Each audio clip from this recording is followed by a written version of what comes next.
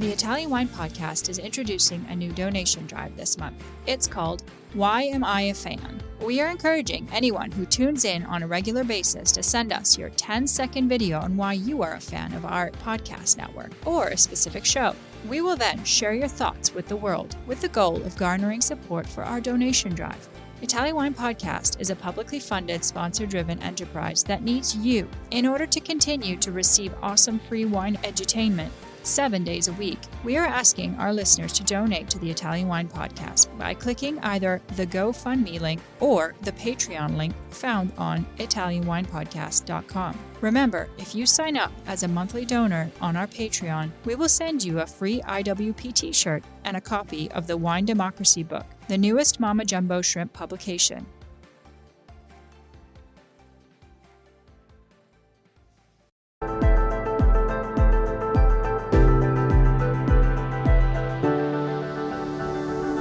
Welcome to the Italian Wine Podcast. I'm Cynthia Chaplin, and this is Voices. Every Wednesday, I will be sharing conversations with international wine industry professionals, discussing issues in diversity, equity, and inclusion through their personal experiences working in the field of wine. If you enjoy the show, please subscribe and rate our show wherever you get your pods.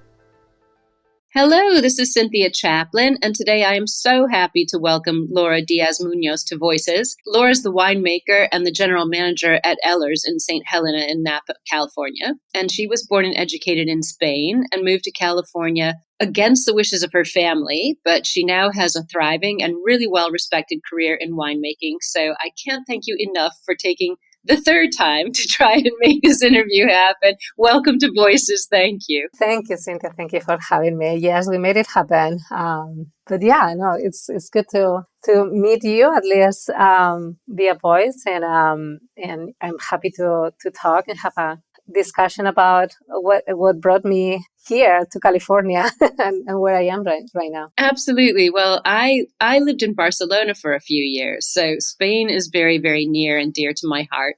And I know you were born in Madrid, and you've said your grandparents' farm in Avila had a big impact on you as a child, and it gave you a really deep respect for the beauty of simple food, well prepared.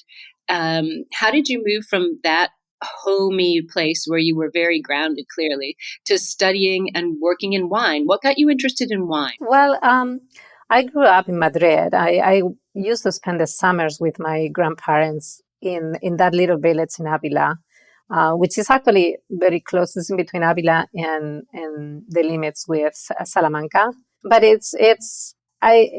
was a city woman, a city girl, but I spent a lot of time in the farm, and my grandparents were very simple.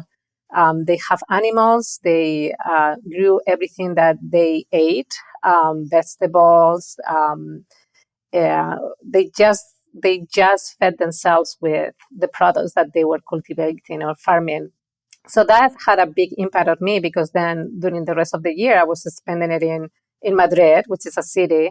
My family don't have any roots or relation with the wine industry. They were not involved at all. So I didn't grow up understanding that world. But I love food. I love food just because of maybe that connection since very little that I had with food with my grandparents. And I understood where they were coming from.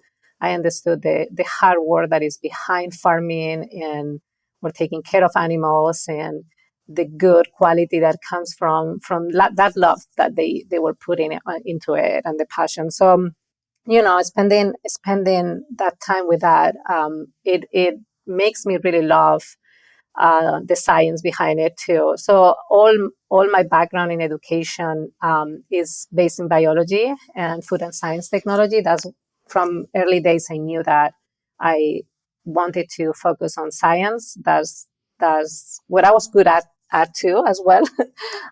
So I decided to study that in the university in Madrid. And when I was 18 years old, I joined a tasting group that it was in Madrid. I think it was in a wine store in Madrid. I was 18 years old, so I was officially allowed to drink alcohol. And it was very it was very shocking to me, listen to people talking about wine. Like it was this esoteric, very interesting thing. And I was starting learning about the science behind it. So it just made me want to know more and more. So at the last year in the university or in college, I had to do an internship in a food and beverage company, and there was few wineries, and there was a consultant winemaker that he was offering an internship for a few weeks. It was only just a few weeks at that time, and I was like, well, I like wine, so I raised my hand for those 2 or 3 opportunities, and they assigned me to work with this consultant winemaker, and since then, the rest is history. I just had such a great time, and he was so important for me because he taught me in a very short period of time a lot, and it sparked even more interest in me for the wine. So yeah, that's a little bit story about how I got into it. But yeah, I mean, yeah, I think these family experiences are so important, and it's amazing how fundamental they can be in everything that we do when we're adults, and even young adults. I grew up in a place where there was no wine, and sort of like you, discovered wine when I was 19 in university. And it's amazing how, that childhood memory of being with your grandparents and growing things could connect you to this new thing that you hadn't had before, which is it's amazing. I think people really forget that childhood experiences are very valuable to things we do. Yes, Cynthia. So we create memories, and I have vivid memories of helping my grandparents curing meat in the old house that they had in this farm. It was a really old house. They had the chimney or the fireplace in the middle of the kitchen. And the kitchen was like the center place of the house. Winters were very cold, so we had to, as soon as we get up, we go to the kitchen and stay there. And it was all about cooking. I have memories, and I kind of still remember the aromas of that kitchen. And they were cooking these chimneys, at least in Avila, they are very unique. They actually cook in the floor, is where the base and where you put the wood and when you cook, and there's just a hole on the ceiling where the smoke just goes out. And so there's a lot of concentration of aromas. So imagine, a little kid, which I was very close to my grandmother. I love my grandmother. I had a really strange connection with her. And, I was spending a lot of time cooking with her, just seeing what she was doing. When, we had chickens and we had to kill a chicken and cook it, and all the process for me was fascinating. So I think that bring me closer to understanding aromas and also understand how hard the world does it to actually be rewarded with amazing products. Because my grandfather used to get up at 3 a.m. or 4 a.m. to milk the cows. And I used to go with him to the fields with the cows, and that milk, the taste of that milk was unbelievable. So I have those memories. Those memories, they got embedded in me, I guess. The same, my father loved wine, and I was the only child that I was interested on drinking wine with him when he was taking us to restaurants or during family meals. He used to open a really nice bottle of wine. Maybe he didn't know much about it, but so he couldn't teach me. But I just have very good memories about smelling a glass of wine and enjoying it with him. So those are memories that they just get so attached to us, and they are important for me, and family is very important for me. It's so true, and particularly the sense of smell. My background is in psychology long ago before I got into wine, and a lot of studies done with Alzheimer's patients are showing that, towards the end of life, really remembering smells is the only sense that we still have left. And those scents are so important to us. Those things, as you said, embedded in your memory in a way that can't be taken away, those special smells. But I'm so interested in this with your dad, because I know that you've said he helped you get interested in wine as a child. You were the only child who liked tasting wine with him. He used to give you Albarino when you went to Galicia to the seafood market. But your family didn't want you to go into wine. What gave you the courage to do it anyway? It's hard to go against your parents. Well, it's I guess more complicated than that. My parents came from, very humble family, and they wanted me to be successful as they would like for any of their kids. And early on, I expressed my interest on the wine industry and that I wanted to work in wine. I wasn't sure back then what exactly, and they just didn't want it because it's like life is complicated enough. Why you're going to make it more complicated? It's a tough world for a woman, especially you. That I didn't come from. We didn't know anybody in the industry. We didn't have any sources. Like they were just concerned that it was just a hobby to me, because of course, parents are always worried too about their children. I mean, you've said you faced a lot of pushback in the industry, and you went on your first job out of college working for a winery in La Mancha, and you weren't allowed in the cellar. They didn't like you. You were a lab tech. You were a woman. People said, you can't do this. You can't be here. You should be in the kitchen. How did all of this experience affect your work and your goals? Because obviously you've become very, very successful. So you didn't listen to any of those people. You kept doing what you wanted. How did you handle that kind of old-fashioned attitude? That's probably why, what it brought me here to US at some point.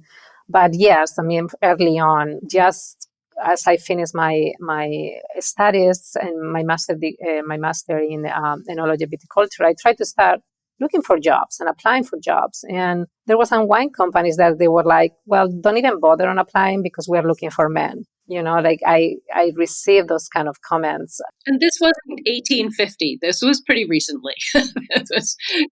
So no, yes, I don't know. Maybe I just grew up in a very traditional country, and I knew that was going to happen. Like you always have that feeling that it's going to be harder for us, for women. Like, so I was okay with it. It's like, well, I just have to fight it back. And everybody that knows me knows that I'm very driven, that I'm very strong, that there's nothing that scares me, basically, which I don't know if it's good or bad.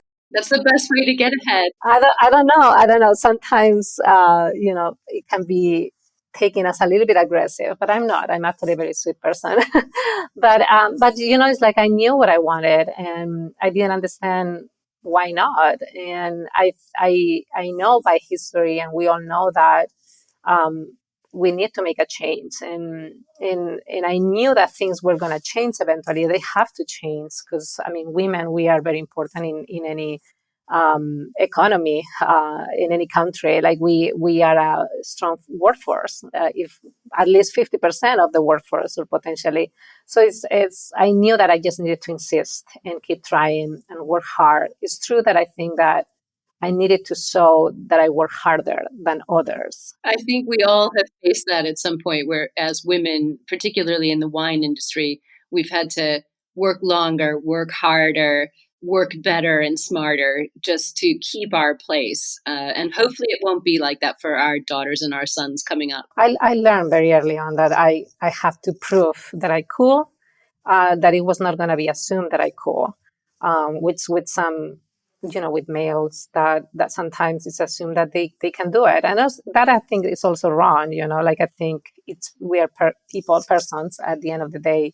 We are all different, and women are able to do it, and maybe others won't. And the same with males. I don't know. I was very stubborn and very pussy, and I had a lot of support. I have to say that I've been lucky. I think I found wine professionals that they saw my driveness, that I was very driven, that I was very passionate, and that I worked hard. And I think I received here and there I received help that has allowed me to have more opportunities. So who mentored you? I mean, at the beginning of your career, who did you turn to for some advice and support? Who was taking care of you and encouraging you to be pushy? I love that. Being pushy is good. Yes.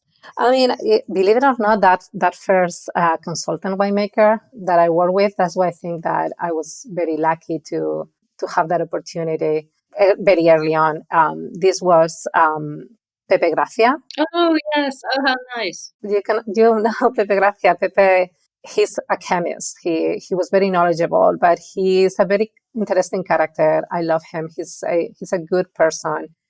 He taught me in a very short period of time what he knew. He was very open, and he saw that I really wanted to continue my career in wine. So he actually was the one recommending me to certain people in the university to enroll in the master of enology, which back then it was very limited, the amount of people that were allowed to do it. So he introduced me, and I worked with him after that few harvests. So he was just a really good connection, and having those first opportunities that helped me build up my resume, I think it helps me later on getting other job opportunities. But I have to say, talking sometimes about mentors or people that help me, I have a lot of people also that inspire me. And when I had opportunity, and this was also by a recommendation of someone that helped me to go into that opportunity, that was Jose Ramon Lizarrague, who is the viticulture professor at the Polytechnic University in Madrid. He also really liked me, and he knew that I will have some future in the wine industry. He introduced me to some of the managers in González Díaz, and there, it was very interesting to work for that company, and even if I did it for a short period of time, because I had a great opportunity of tasting and meeting Jane's master, which is a master of wine, and it was a woman. And to me, that was what changed what my perception of the capacities or my confidence. It actually helped me to understand that there will be no limits for me, because sometimes the others around us can put us those limits. But when I saw her or I met her, and I couldn't speak any English, obviously, I barely communicated with her, unfortunately. But I saw that she was very respected, that she has so much knowledge, and she was so professional, and everybody respected her around. They were just so impressed by her. And just seeing that behavior, I thought, it's like, wow, any woman can do it now. So why am I putting my limits to myself? Why I'm thinking that I'm not going to be able to achieve better positions or even a winemaking position? So it was very inspiring. It's amazing what a role model, just someone, even if you don't connect personally with them on a permanent level, what somebody's capability in your industry can do to show you that it's all possible, that it's all out there. So I'm glad that you had those kinds of inspiring people in front of you, and that you were smart enough to see them for who they were and to understand how they could, improve and impact what you were doing. So you went on, you finished your master's in enology and viticulture and communication, and you went to work in New Zealand and Chile. And, then what happened? Because obviously you're not in New Zealand or Chile anymore. You moved to US in 2007. So how did that all happen? Are you enjoying this podcast? Don't forget to visit our YouTube channel, Mama Jumbo Shrimp, for fascinating videos covering Stevie Kim and her travels across Italy and beyond, meeting winemakers, eating local food, and taking in the scenery. Now back to the show.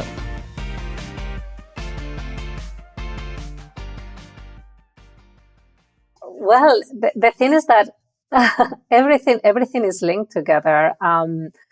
Which honestly, it is. When I met Jane Masters, my English was so limited, like it was zero. So that's why I went to New Zealand. I said, it's like, well, I need to get more experience in winemaking, try to find the ways, and I need to learn English. I realized very, very early that the UK market, selling to other markets, was important to communicate with other countries.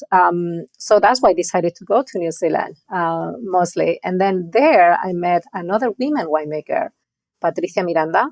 I worked with her there, and also an amazing woman, great winemaker, but amazing human being first.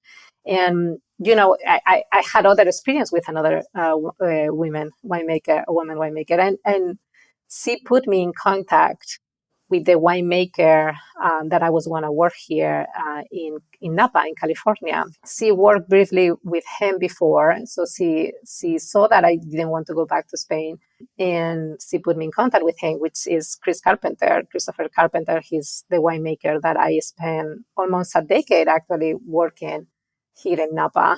Exactly. And that was at Jackson Family Wines, for everyone who's listening who isn't sure about Chris Carpenter. That's Jackson Family for as you said, a decade. Yeah. So he obviously makes amazing wines. The experience that I had working with him, I feel very fortunate. He's very inspiring. Everybody knows his wines. He makes outstanding wines, and so I think.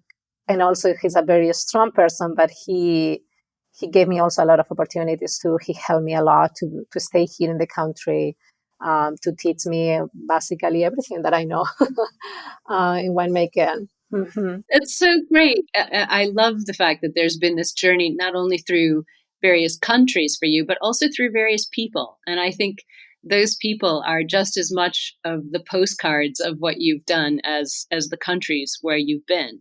And it wasn't that long after you came to California. You got there in 2007 and you were working with Chris, and then you launched Gallery Wines in 2011. So that was only 4 years. What was the plan? How did that project come together? So, I mean, sometimes like everything comes up as just a conversation, and then it just slowly develops into something else. But after 4 years working with Chris, I expressed my interest of making my own wine, or to have my own project, or, just express myself in a different way and make wines that they were more closer to my personality. And there was an opportunity with Jackson Family Wines. They wanted to make another Sauvignon Blanc in Napa. And Chris obviously thought on me, it's like, Laura, you've been so annoying asking for this. Because, I'm very pussy. So if I kept insisting. And so it started just because we needed to make a Sauvignon Blanc. And from there, it grew up into making multiple wines, and it was a great experience, because it started basically the brand from scratch, from nothing, making a specific wine style, sourcing the fruit, designing the labels. It was very fun. And what grapes were you using? What wines did you end up with by the end of Gallery? Yeah, so basically I work with Sauvignon Blanc and Cabernet Sauvignon, but I was sourcing from Napa Valley, most different appellations in Napa Valley, and also in Knights Valley, which Knights Valley is a little bit north Napa Valley, for the ones that it's maybe not a well-known appellation, but it's part of Sonoma. And also I make Riesling, which that was a really fun wine to make, coming from Spring Mountain, which is one of the appellations, high elevation in Napa Valley. I think people forget that, it gets cold if you're at altitude in Napa. It's not the heat that everyone imagines all year round. It gets really cold in that part of Napa, and now you get that good diurnal temperature change, and you can make amazing Rieslings there. I mean, Napa Valley is a very small valley for the size, but there's a huge diversity of microclimates. High elevation, flat valley, and there's some people forget also that there was varieties that maybe they are not planted anymore, and they lost interest decades ago. But Riesling was one of the grapes that it was planted in the valley at the beginning, when pioneers started planting vines in Napa. And Spring Mountain, probably because it's a cool appellation, maintains some of those grapes, and they're very successful wines. Obviously, small productions, so they go very quickly. But they are extremely successful wines, and they are. You have to know that they're there. You don't just generally find them anywhere. Exactly.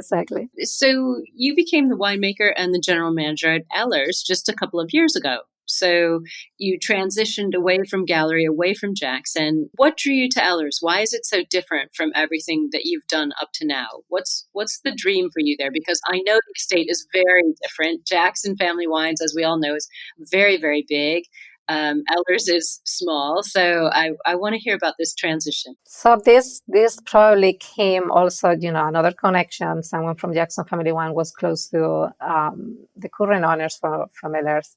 And what it drove me here, it was because I was allowed, or they wanted me to manage every single aspect of the business. It wasn't just making the wine or taking care of the vineyards. I was basically, it's like, you can do whatever you think that is right at this place. So So the perfect job for the pushy woman.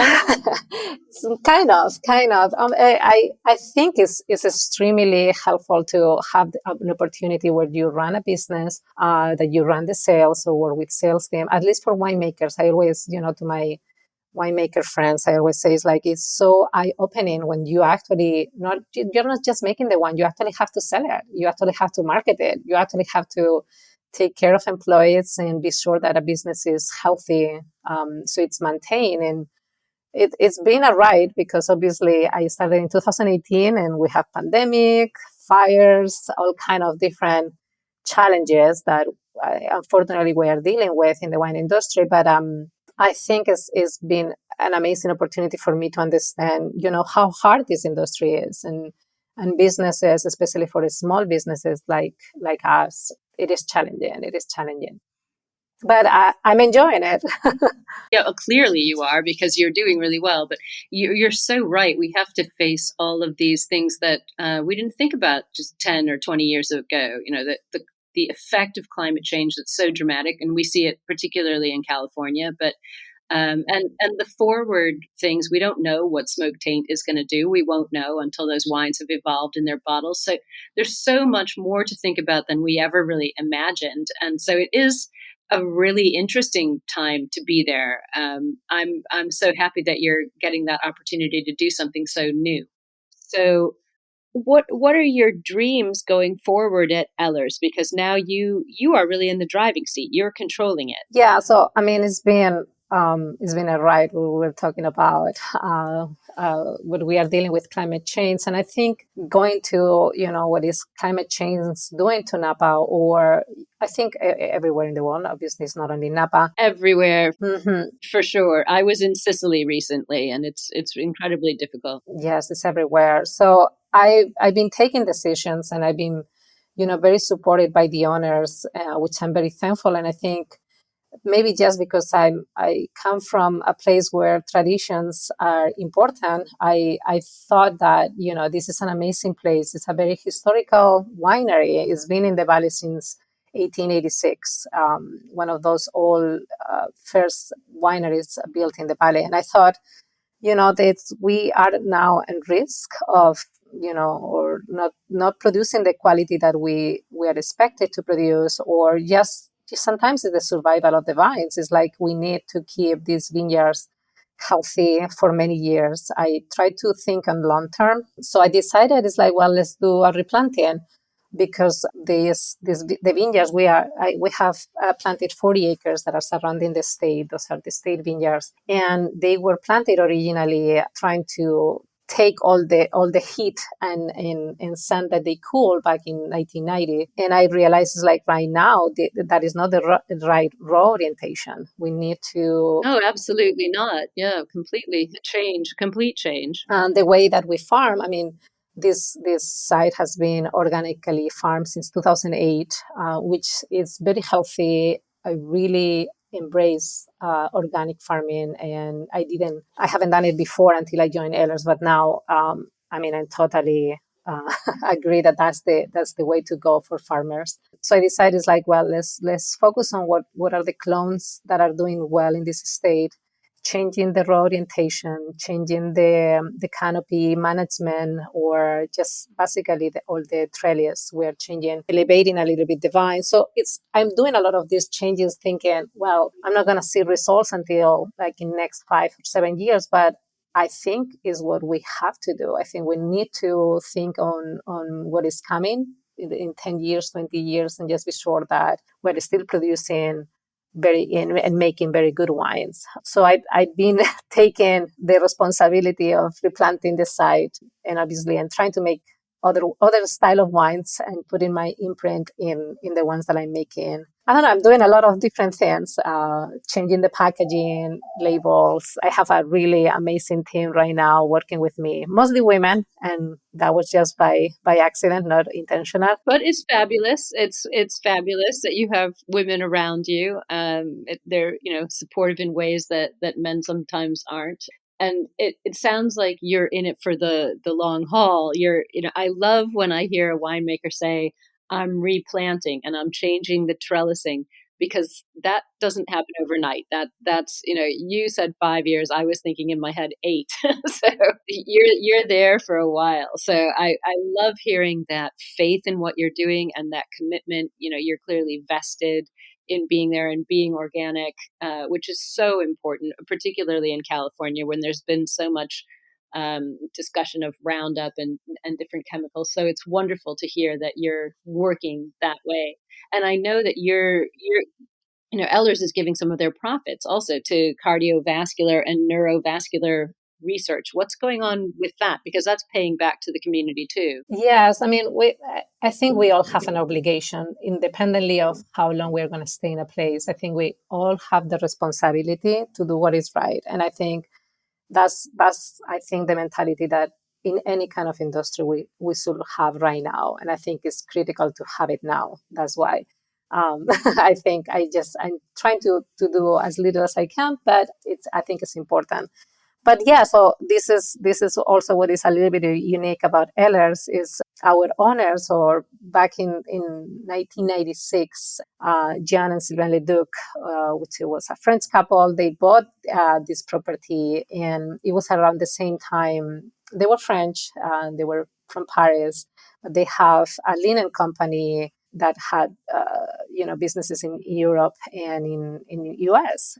And back then they decided that, they didn't have children. They wanted to retire, and they sold their businesses, and they decided with that money, create a foundation. And this is the Leduc Foundation, which basically what they do is it's an organization that supports cardiovascular and neurovascular research by granting funds to different projects every year. It's absolutely amazing what they're doing. I'm obviously a very little part of what they're doing. They are a very good structured foundation with a very huge reputation internationally in the scientific world, and they support these kind of projects or research that is, or invest in the development of technology for the treatment or diagnosis of cardiovascular disease, with very targeted programs that they support every year. So yeah, we are linked to them. We a lot of people think that we are nonprofit winery. We are actually a business. We need to run it as a business, but in some kind of form, we can support also the foundation when it's needed. And vice versa. That's amazing. As you said, a responsibility to do what's right. And I think, as you said, you don't have that much to do with it, but the wines that you're making are helping this to happen. So it's a very symbiotic relationship when you're in a company that has that kind of mentality, and it's rare, and it's special, and I think it's to be applauded. So I'm just wondering, how does your family feel now? How's your family about your winemaking? Have your friends and colleagues come back to congratulated you, even though they doubted that you'd be successful as a young Madrileño woman? Yes, they are very proud of me. They should be. They are, but they also they always say, like, Laura, you're so brave, you're so strong, like, you know what you want and you just go for it and you make it happen. And I think, they've always been proud of me. Even, sometimes they were just scared and worried about me, but they are very proud. And, that my father, he's very old, and his health is not very good. So he cannot come often to visit, but a few years ago he came and he saw where I live, and I could tell that he was very happy and proud for me. So that's a huge reward for me. It's such a good feeling. And I hope you shared some of your wine with him like he used to share Albarino with you when you were small. I do, but he's a very hard critic. These old men, what are they like? I tell you, they're never all the way satisfied. They like what they like. Well, before I let you go, what advice would you give to young women now trying to come into winemaking, wherever they are in the world, not just Napa or not just Spain? Things have changed a lot just in the couple of decades you've been doing your work and I've been doing mine.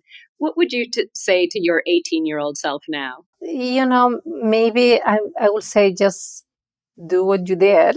Basically, I will tell her, it's like you did right, you did fine. I think it's important to understand that things are still hard and they are not going to be coming to us easily, that we need to work hard or harder. But it's super important what we are doing because it's an example for other women. They will see that it's doable and it's possible. And we just need to keep working and proving that we can do exactly the same as anybody else. So that's what I will say. And that's what I say to some women that have approached me and asked me about it. And it's just keep doing what you're doing. If you love it, try it and work hard. I'm so glad I got to talk to you finally after all of our efforts. This was a really wonderful conversation. And it's great to hear from a female winemaker who is, not an American, who came from a different culture, and is so successful in doing something that is really not stagnant. You're still working forward, replanting, changing trellising, adapting to climate change, and paying all that mentorship forward to the people that you talk to now. And I think that's very necessary in our wine world. And people don't realize how important it is to have someone to look up to and talk to and be encouraged by. So thank you so much for that. Thank you, Cynthia. Thank you. It was a pleasure to talk to you, and hopefully I will meet you soon. I would love that. All right. Well, have a wonderful day and take good care. Thank you for listening, and remember to tune in next Wednesday when I'll be chatting with another fascinating guest. Italian Wine Podcast is among the leading wine podcasts in the world and the only one with a daily show. Tune in every day and discover all our different shows. You can find us at ItalianWinePodcast.com, SoundCloud, Spotify, Himalaya, or wherever you get your pods.